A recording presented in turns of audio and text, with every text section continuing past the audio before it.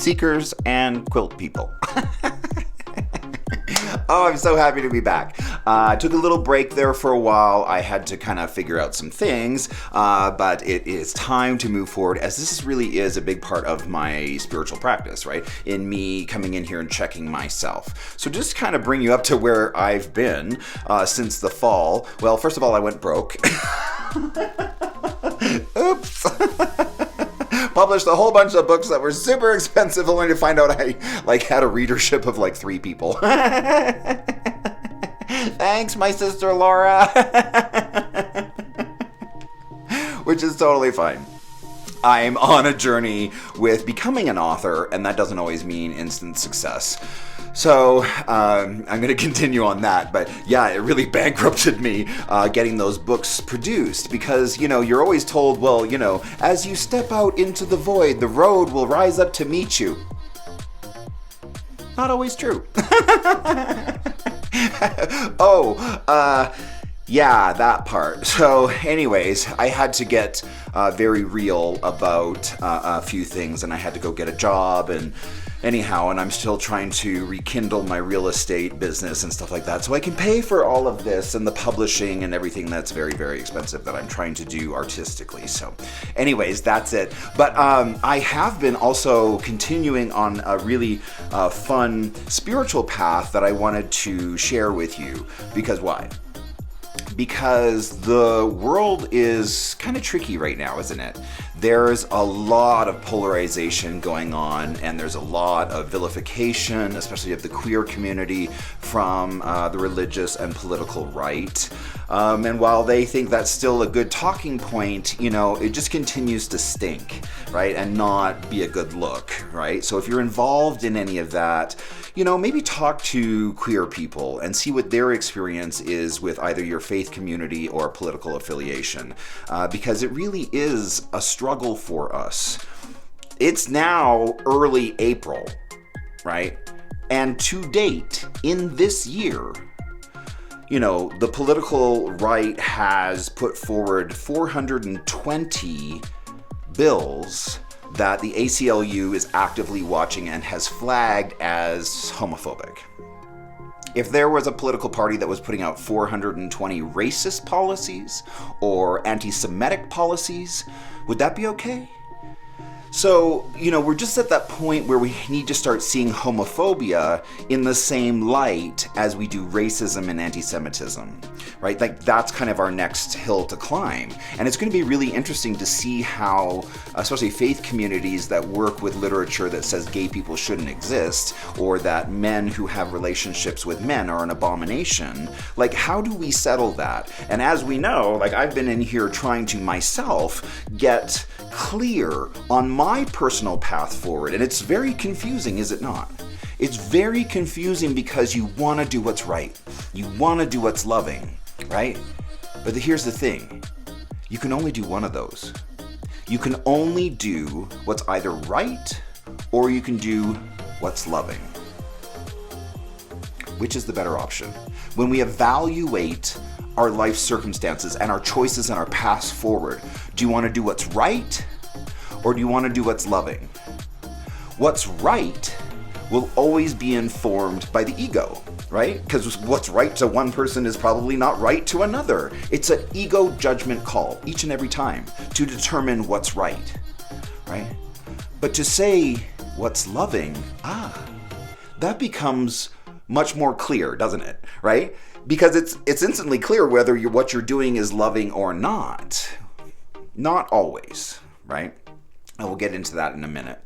But that's kind of where we need to start, and that's kind of what I wanted to come in here today and talk about, right? Being a monk in the world. What does that mean?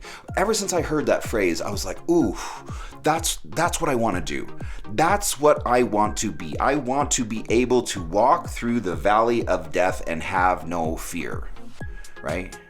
I want to be a monk in the world, right? Self-regulated, no matter what else is going on around me, that I can hold myself, right, as a solid container and choose to be affected by the outside world or not, right? Master and commander of you. This is what this channel is all about, right? Is discovering our own personal power.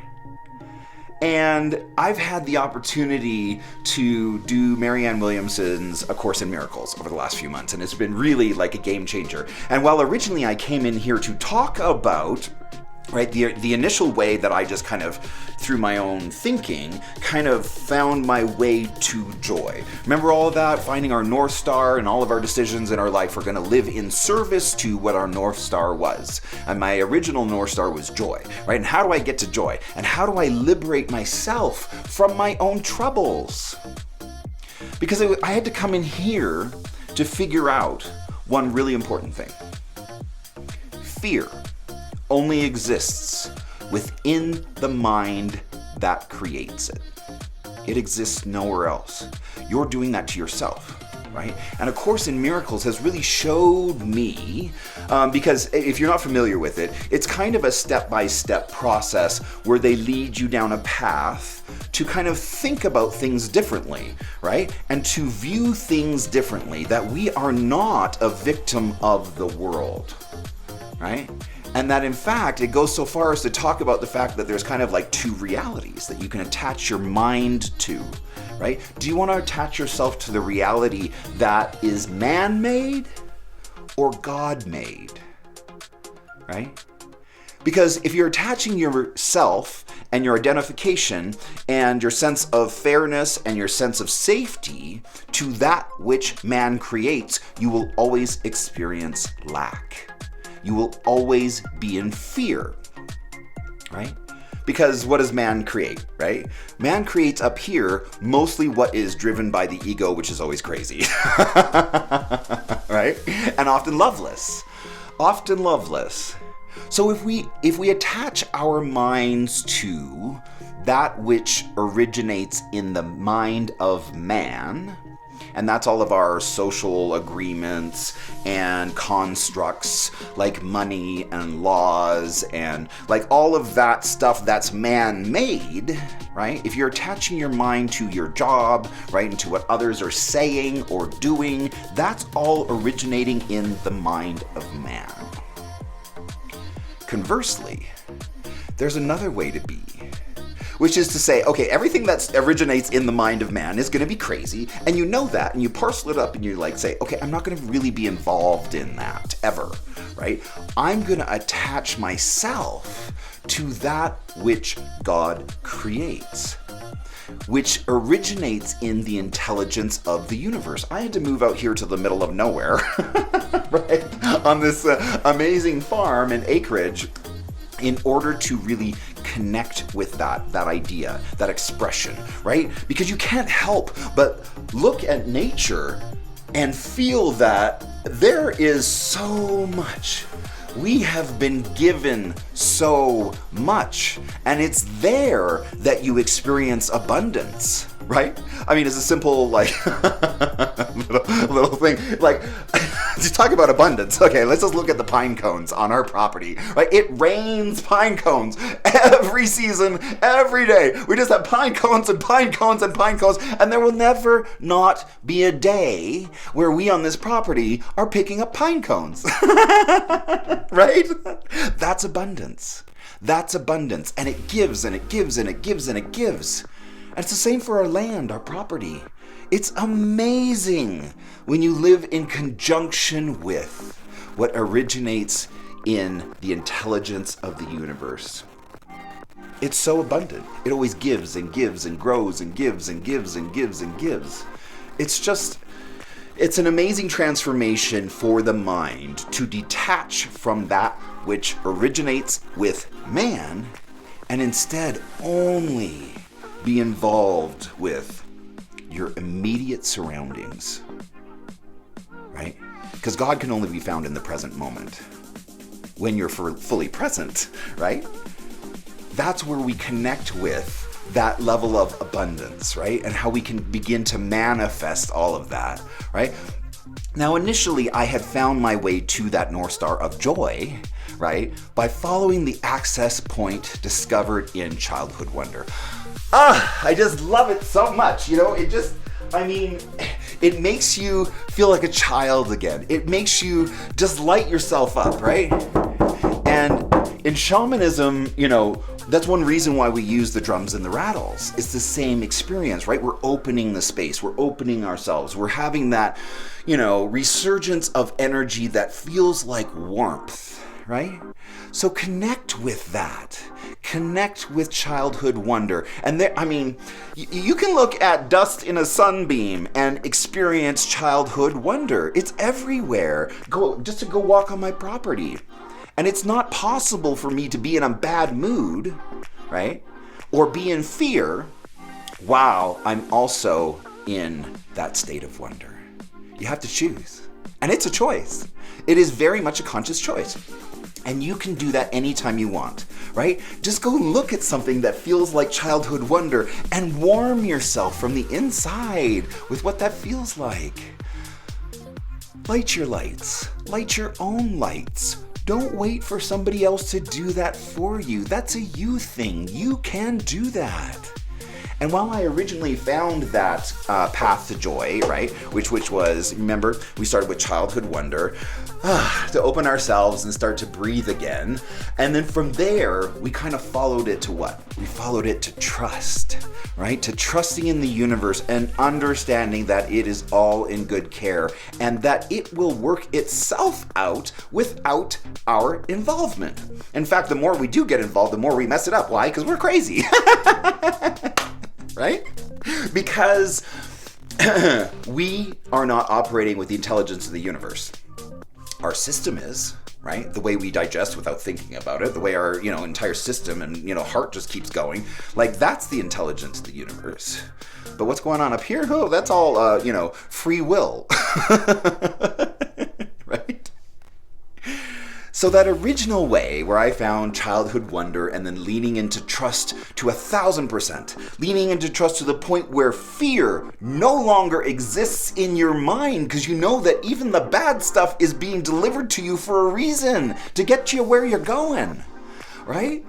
And so when we follow that into trust at 1,000%, we can't help but, inhabit that vibration.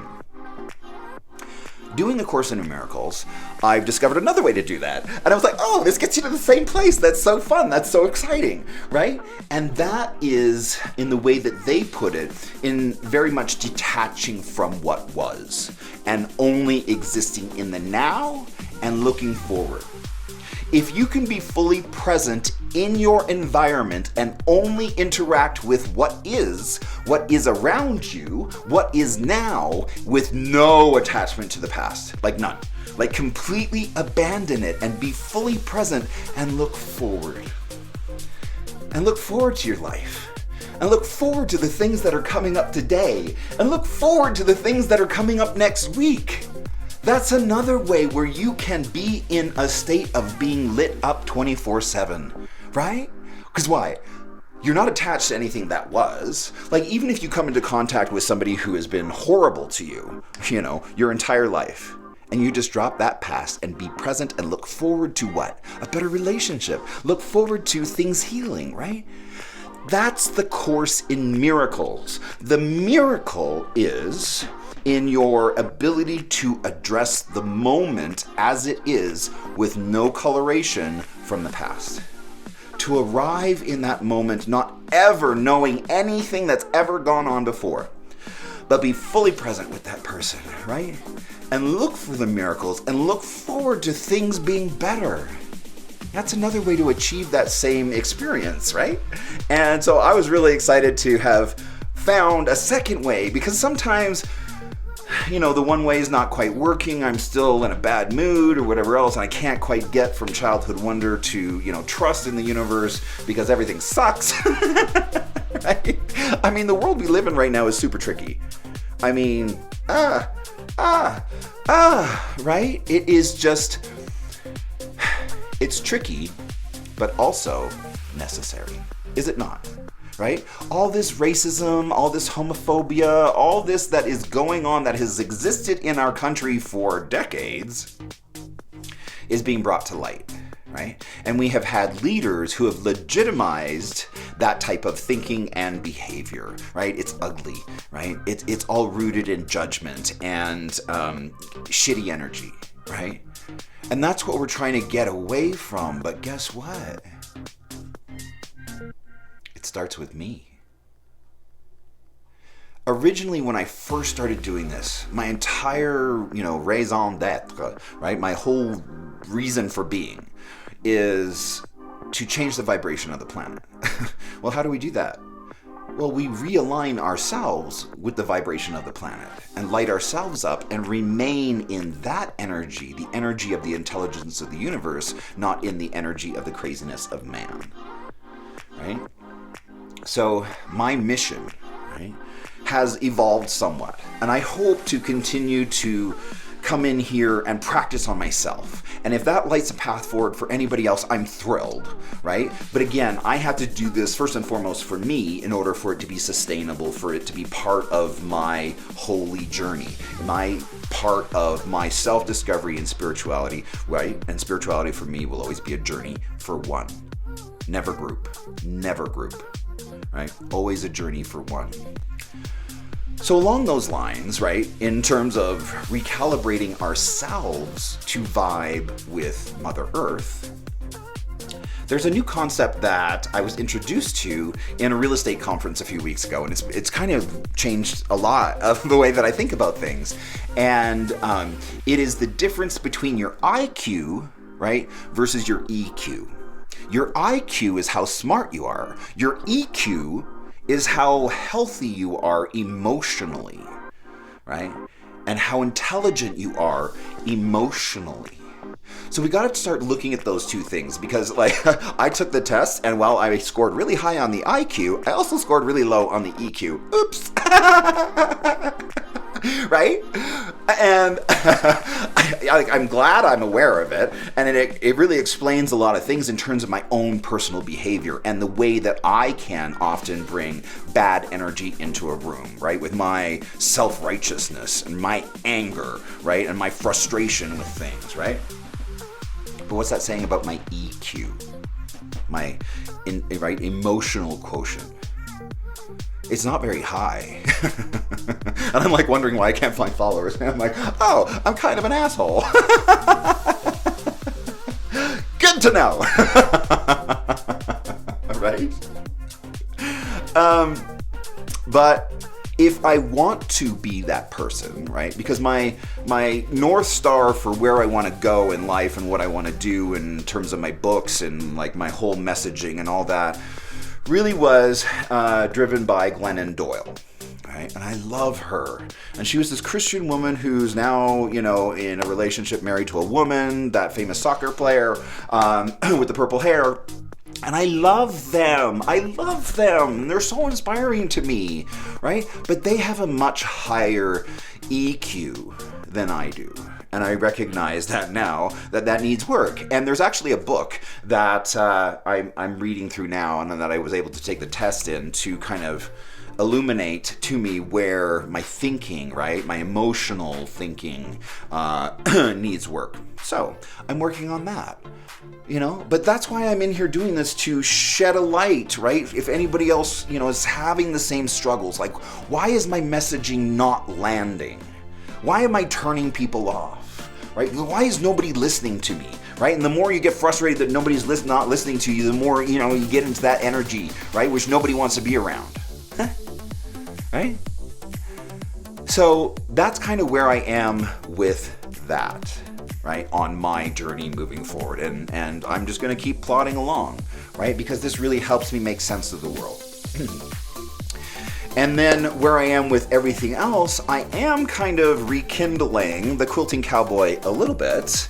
I won't be doing it under the Quilting Cowboy brand, because for me, I originally started that brand name because I was, quite frankly, ashamed to be a male quilter, and I didn't want my personal name out there, so I was using Quilting Cowboy as a name to hide behind because I didn't want Dale Allen Rouse to be known as a male quilter. I know, it's like kind of internalized homophobia, it's not fitting in, it's all of that. Well, you know, I've never fit in, so why worry about it now?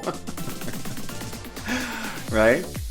So I'm going to be, I've started quilt classes again. I might do more videos on the Quilting Cowboy YouTube channel. I'm not sure yet. I'm still processing through, because I have a lot of damage about being around women who are completely blind to the humanity of queer people. And they're talking about institutions and religions that I'm completely barred from having membership in. And they think it's fine. Would you talk about an organization that black people are barred from in front of them? Would you talk about openly anti-Semitic organizations in front of your Jewish friends? No. We need to start doing better. And faith communities are really getting called out on their hate. You can't operate with literature that says queer expression is an abomination. No, we need to fix that. And I don't know how we fix it. I'm really hoping, because there's currently 25 versions of the Bible that you can go to any bookstore and buy. Maybe we just make a 26th version, right? That allows a little space for queer people to exist. I'm tired of the fight. I'm 52 years old, and I'm still getting picked on by the religious and political right who thinks I shouldn't exist. Well, here I am. Deal with me. You know? And I'm tired of that fight. So that needs to change. That needs to evolve. So yes, I will be doing quilting again. Watch for classes. If you go to my Facebook page, Dale Allen Rouse, I always post everything there. And I'm also doing kind of an open sew and share, so that if you have a project that you're working on that maybe you need help with, you can join me on Mondays and Wednesdays via Zoom. Now, watch Facebook for that, because if I get called to work, I have to cancel, and I'm sorry about that, but it has to kind of work around my real estate career first. So that's what's going on there. And then my books, super exciting. Oh my gosh. So the Language in Light series is meant to kind of demonstrate the core principles of shamanism, which is what? Which is energy work, right? A shaman is a doctor of the soul. So what's the soul? The soul is not something that you can see or find yet clearly exists, because it animates this meat package that we're walking around in, right? And so it's also really fun, and you know, I hope will bring about change. I think it's, you know, it's fast-paced. It's, anyways, I've done my best to do what I can in order to bring really great storytelling along with some, you know, spiritual messaging. So I have 4 books now. I have 4 books, and the 5th one is written. If anybody wants to be an angel, you know, donator and help me with editing, I could get that published, but I just don't have the money to publish book 5 at this time. But book 1, Handsome Devils, and all of this is available on Amazon in case you're at all interested. So Handsome Devils is book 1. An Army Awakens is where the main character kind of adopts all these kids and starts Melvin's magic school for, you know, shamanism and queer kids. It's like a gay Harry Potter, right? So that's where this starts. An Army Awakens is where the kids are starting to be taught how to become powerful warriors. And then in book 3, Where the Warrior Lives, right, is all very heady stuff. Where the Warrior Lives is where? Well, you got to read the book to find out. And then book 4, Christian's Rapture, is also obviously a very personal story. And it demonstrates, I think, our relationship of who the faith communities can be. I'm really holding a space, like every day, that the faith communities can find their way forward out of hate, out of bigotry. We need them. We need them to lead. Why aren't they leading on issues of civil rights and human rights? Like, they just have to. They have to do better. We have to start expecting more. They cannot be the last ones getting off the bigotry bus. They need to be the first ones on the love bus, right? And so we need them. And I hold a space, and I dedicated this book to the faith communities of who I needed them to be when I was a young queer kid being raised in a faith community, who I needed them to be, right? So that's The Language and Light. Book 5 is called Felix's Fight. And it's a very, also a little bit of a personal story in a young man's journey to deal with a very hateful father. Okay, not that my father was hateful. My father was just absent. Who? Where? What? Oh. Right? So that's that series. And then my trilogy, right, the Journey of a Dark Shaman trilogy, has book 1, which is foreign to me. Now, this book is my story. If you want to know me and my experiences and what I lived through and what I survived, you can find it here. So that's book 1, foreign to me. Book 2 is called Broken Like Me, right? And it's kind of a love story. It's kind of the story of John and I, right? And our relationship. And it's a powerful story of love, right? And then book 3, Made of Me, is in final edits right now. I'm going to a writing convention May 13th. I'm going to wait to publish it until after that in case I find some nugget or whatever, or somebody who wants to actually publish it. Oh, which by the way, I'm still very much looking for a literary agent. Somebody to rep my work. I can't do this by myself. My friends are so tired of me asking to buy something or whatever. Like, I can't go to that, anymore, to that group of people anymore. They're tapped out. So I need new resources. If there's a gay book club that you know of, let me know. If there's a gay bookstore that you know of, let me know. But especially agents. I need somebody who knows what they're doing because I don't, right? And so anyways, I'd really appreciate that. I have other works in the process as well. In case anybody wants to talk about stuff that hasn't been published yet, I can provide that as well. So that's kind of where I am right now. I'm just really happy to be back to check in with you all again, check in with myself again, right? And because every time I do one of these videos, I have like a while where I have to really sit down with myself and check in with me and see where I am and see how I'm functioning in the world. So I hope that was helpful for you. It's always a pleasure to be here and to see you and to share a little love and joy. And I hope you're doing awesome. And I will see you next time. Bye.